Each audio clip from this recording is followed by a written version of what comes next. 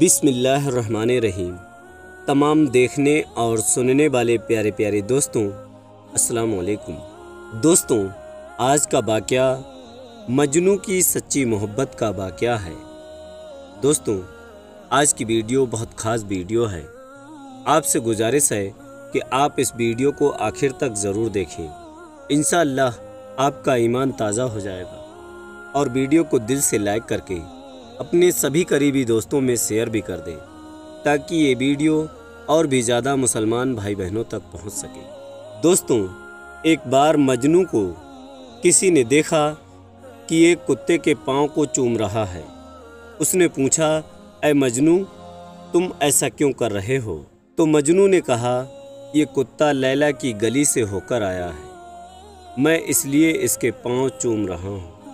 دوستوں، ایسے مست اور عقل کی خرابی ہوئے انسان کو مجنوں اور پاگل نہ کہا جائے تو کیا کہا جائے؟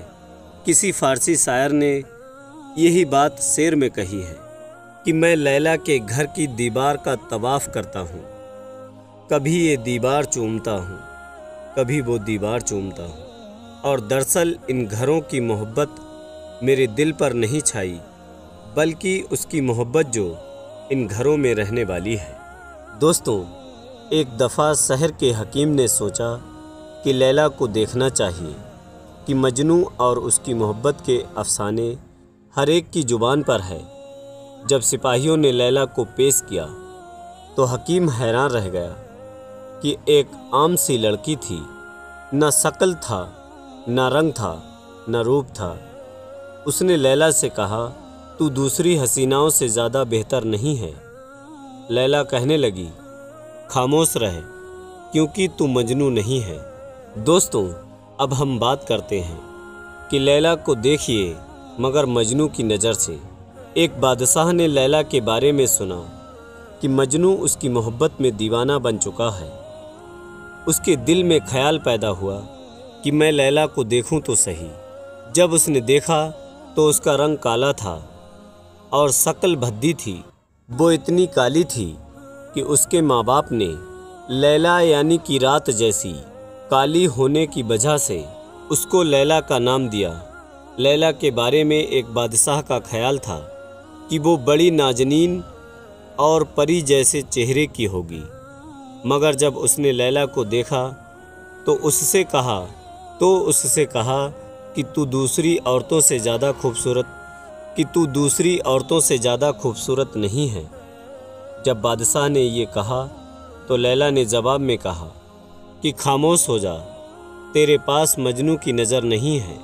اگر مجنوں کی نظر ہوتی تو تجھے دنیا میں میرے جیسا خوبصورت کوئی نظر نہ آتا۔ مولانا رومی رحمۃ اللہ فرماتے ہیں کہ ایک بار اس کو کسی نے دیکھا کہ ریت کے ڈھیر پر بیٹھے کچھ لکھ رہا ہے۔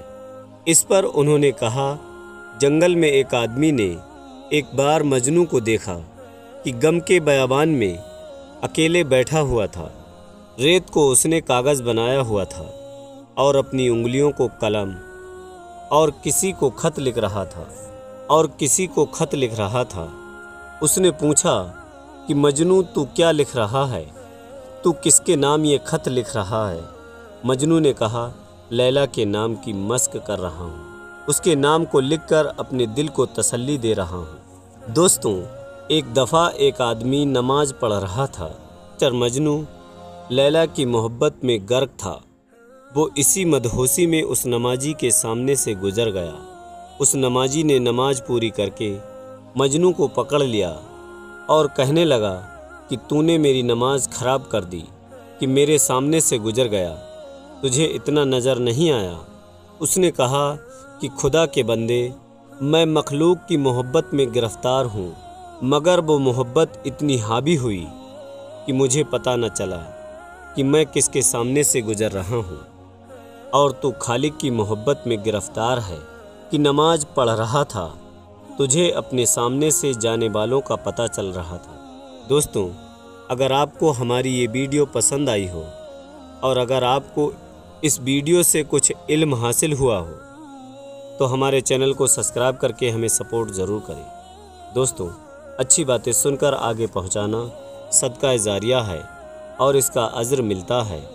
یقین مانیں اگر آپ کے شیئر کرنے سے کسی ایک نے بھی اس ویڈیو کا عمل کر لیا تو اس کا ثواب آپ کو تا قیامت تک ملتا رہے گا، اور میرا یہ ویڈیو بنانے کا مقصد بھی کامیاب ہو جائے گا۔